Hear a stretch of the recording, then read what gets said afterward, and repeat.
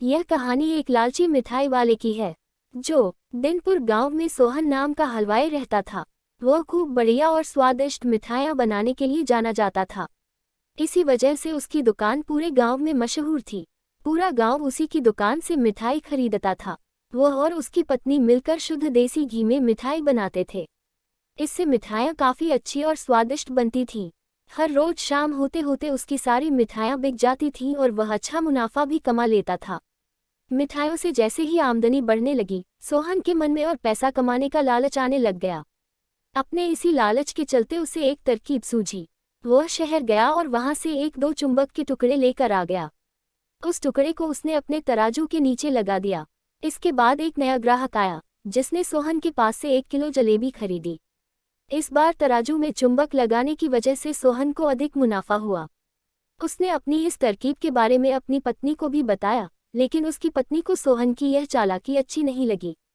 उसने सोहन को समझाया कि उसे अपने ग्राहकों के साथ इस तरह की धोखेबाजी नहीं करनी चाहिए, लेकिन सोहन ने अपनी पत्नी की बात बिल्कुल भी नहीं सुनी। वो हर रोज तराजू के नीचे चुंबक लगाकर अपने ग्राहकों को धोखा देने लगा।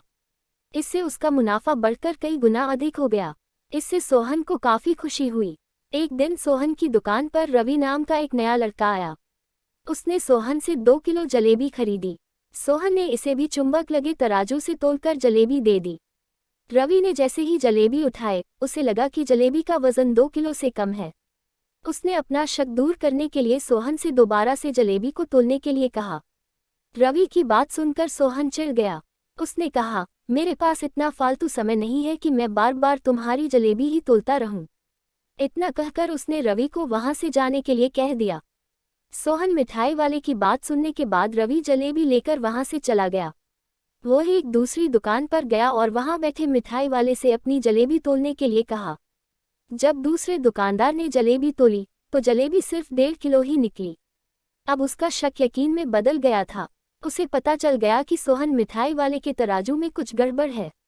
अब उसने तराजू की गड़बड़ को सबके सामने लाने के लिए खुद एक तराजू खरीद लिया और उसे ले जाकर सोहन मिठाई वाले के दुकान के पास ही रख दिया। फिर रवि अपने सभी गांव के लोगों को वहां पर इकट्ठा करने में लग गया। जैसे ही लोगों की थोड़ी भीड़ बढ़ने लगी, तो उसने गांव के लोगों को कहा कि आज मैं आप सभी लोगों को एक जादू दिखाऊंगा। यह जादू देखने के लिए बस आप लोगों को सोहन मिठाई वाले से खरीदा गया सामान एक बार इस तराजू में तोलना होगा। तब आप लोग देखेंगे कि कैसे सोहन मिठाई वाले के तराजू में तोली गई मिठाइयाँ इस दूसरे तराजू में अपने आप ही कम हो जाती हैं। कुछ देर बाद एक दो लोग मिठाई लेकर रवि के पास पहुंचे, तो उसने ऐसा करके भी दिखाया। इसके बाद सोहन की दुकान से जिसने भी मिठाई खरीदी थी, सभी ने रवि के तराजू में तोलकर देखा, तो सबकी मिठाइयाँ 250 ग्राम से लेकर आधा किलो तक कम निकली। यह सब देखकर लोगों को काफ़ी हैरानी हुई। अपनी दुकान के पास ही यह सब होता देख सोहन मिठाई वाला रवि से झगड़ा करने लगा। उसने लोगों को बताया कि रवि यह सब नाटक कर रहा है। अपनी बात को सही साबित करने के लिए रवि सीधे सोहन मिठाई वाले का तराजू लेकर आया और तराजू में लगा चुंबक निकालकर सबको दिखाने लगा। यह देखकर गांव वालों को बहुत गुस्सा आया। सबने मिलकर उस लालची मिठाई वाले को खूब मारा। अब उस लालची मिठाई वाले को अपने लालच और उसके कारण की गई गलत हरकतों पर पछतावा हो रहा था। उसने अपने गांव के सभी लोगों से माफ़ी मांगी और वादा भी किया कि भविष्य में वे ऐसी कोई भी जालसाजी नहीं करेगा। सोहन की इस धोखेबाजी से पूरा गांव नाराज था, इसलिए लोगों ने उसकी दुकान में जाना काफ़ी कम कर दिया। इधर सोहन के पास पछताने के अलावा कुछ और नहीं बचा, क्योंकि वो पूरे गांव वालों का भरोसा खो चुका था। इस कहानी से हमें यह सीख मिलती है कि कभी भी लालच नहीं करना चाहिए। हमेशा ईमानदारी के साथ अपना काम करने से ही इंसान का नाम होता है। लालच के चलते भले ही कुछ समय के लिए अच्छा फायदा हो, लेकिन इससे इज्जत और आत्मसम्मान दोनों कम हो जाते हैं।